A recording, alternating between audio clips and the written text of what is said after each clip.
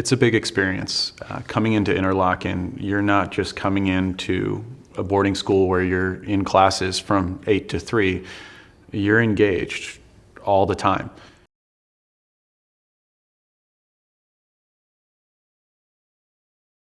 How does Interlochen, particularly as an art school, prepare students to get into or go to a good college?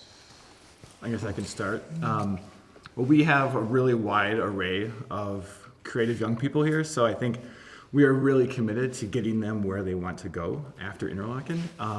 And so some are already professional artists. Some want to go to a highly selective academic institution, and so we're there to support that and to support their journey. We have professionals who have taught all over the world. We have really small class sizes where we can work intimately with students. And I think the foundation of an Interlochen education across the board is based on critical thinking and creativity. So I think it's what we all try and reinforce every day. So that could mean then a slate of challenging academic courses like AP courses, or a much more dedicated focus on the arts. Whatever it is that the student needs, that's what we help emphasize. And what we've seen is that our students, when they go on to whatever the next level is, whether it's conservatory or the Ivy League, they report back that they've been well prepared. So we just continue to work at that as best we can. I could add to that. I have 3 children that attended here, and they moved on to art schools. 2 of them went to an art school, and the other one went to a more rigorous academic school. And all 3 said that they felt very well prepared after coming here, both in their knowledge, their subject knowledge, but also very well prepared on juggling and making a balance between academics and the arts where they were.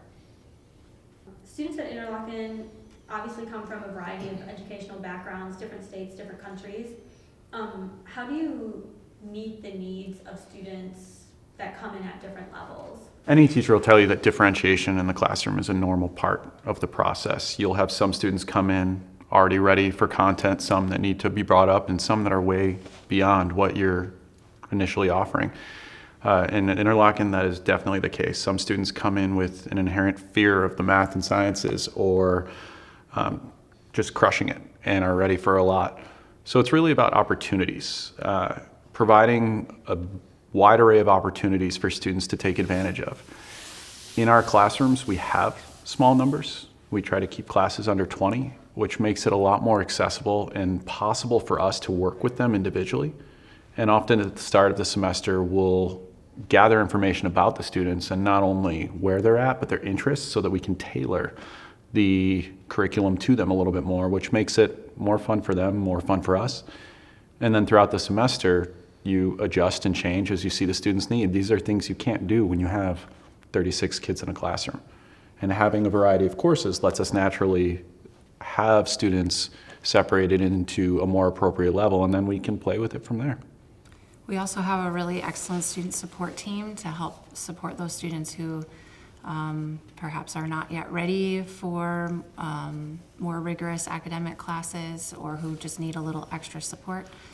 We have a assisted study class where students dedicate an hour out of their class schedule to come and work with 1 or more faculty members for extra help in any subject that they're working on, to help them make a plan for getting their work done and for balancing their academic and arts classes in an effective way. Often that need is not content as much as it is those executive functioning skills, helping students map out their day, plan what needs to happen next, how to prioritize that in ACE and in office hours as well. We work with students. One of the great advantages of Interlochen, in my mind, to prepare students for college are those office hours. Being able to go in and meet with a teacher one-on-one pretty much every day of the week is incredibly useful, because it builds those skills and that comfort level of doing that.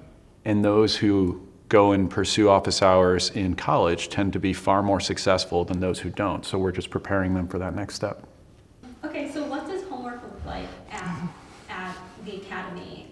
How much time does it take outside of the classroom? Students are very busy at Interlochen, so it's all of us maximize time in the classroom. Students often read in the classroom, do as much work with their peers and with their teachers as they can during the academic day. The academic day starts at 8:30 and ends sometimes at 6 or 6:30. Homework happens during the day. There is independent homework at night. But again, we have the Peer Tutoring Center Wednesday here at Interlochen. We build in time on Wednesday mornings for students to meet with teachers, and that's also a good time for students to catch up on quizzes that they might miss or homework. There's a lot of opportunity for students to do work during the day in addition to independent work at night. And that homework comes as an opportunity for differentiation as well. In a physics class, I might have a homework assignment that's got 15 potential problems on it.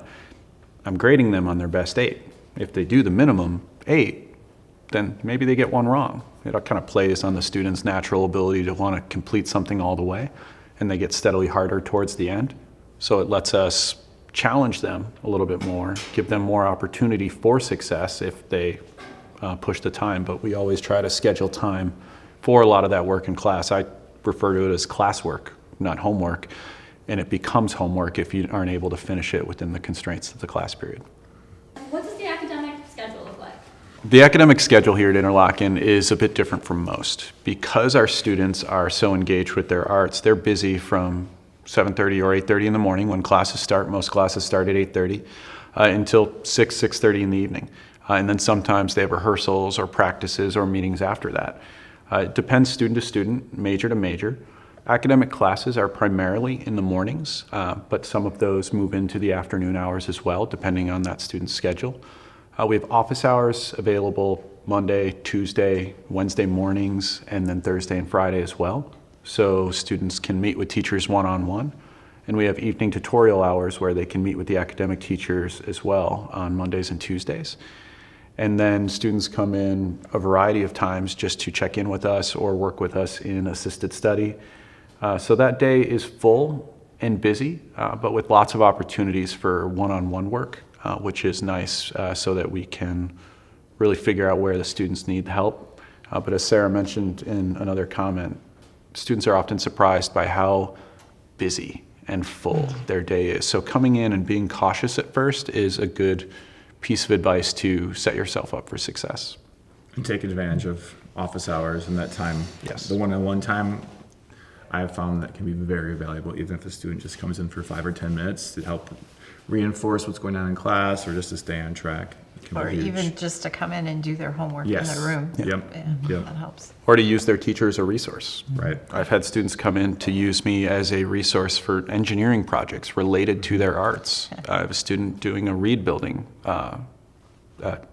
business that was asking about 3D printers. So you never know really what questions they're going to come in with. It just varies day to day. But having those opportunities makes it a lot more accessible for students. How do you integrate the arts into academic courses and subjects? Broadly, and I'll speak for history and political science, for the social studies, it's both using the arts as a way to access the curriculum as well as a way for students to show what they're learning. And so that can be everything from political cartoons to film that we will present to students. It can also be things like curating a photo gallery, for example, on Japanese American internment to understand what that experience was like. So it's really this integration on a daily level of how can we use the arts to see the world in a different way and to also to share what we're learning. So it's a lot of fun. It's actually very exciting. I think as Sarah mentioned, one of the great things about working here and being a teacher here is that you know what your students' passion is. And so we're trying to teach different content, and we can use that passion as like a way in with them absolutely. to get them to understand a concept and also to show a product. So in language classes, I'm always trying to figure out different ways to contextualize language learning, and I often use the arts to do that. In my grammar class last year, just as an example, we had, we were studying different parts of English grammar, but the students' final product was a presentation where they talked about an influential artist or an influential piece of artwork, and then they used the grammar and the vocabulary that we were studying to present that to the class. In addition, they had the opportunity to go work at IPR and go in studio at IPR and make a short recording for the Kids Commute program that was like just an extension of this assignment.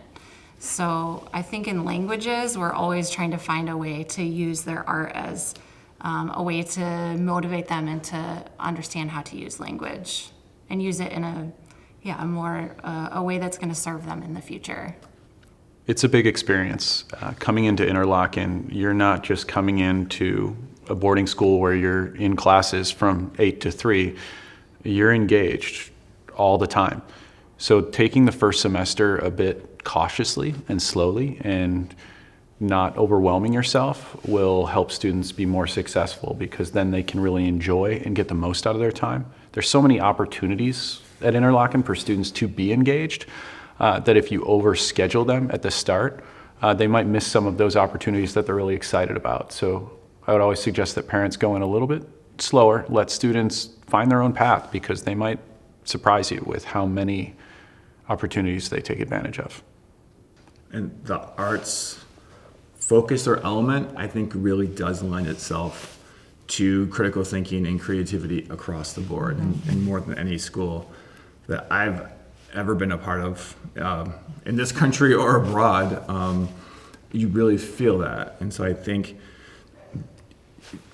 they go hand in hand. And I think the arts focus really does, the seriousness with which the students approach it and with faculty approach it, also then I think reflects on academics as well. And if students really do want to push themselves, they have faculty that are going to eat that up, because that's like how we live our lives as well. I mean, that's why we're here. 10 years ago, statistics would say that the average college student changes their major 3 times. So knowing that, I've had students ask me, well, if I want to go into engineering or the sciences or finance, did I waste my time with becoming a classical pianist? And the answer is absolutely not. They all blend together. Not only do you not know which direction you might take, but having a broad, diverse background at the high school level sets you up for success. And the skills inherent to being a strong musician can help you as a scientist. The critical thinking, the attention to detail, all of those skills transfer. We're not just teaching language arts, social studies. We're teaching critical thinking, research skills, communication. We're just using the arts as one of those consistent mediums.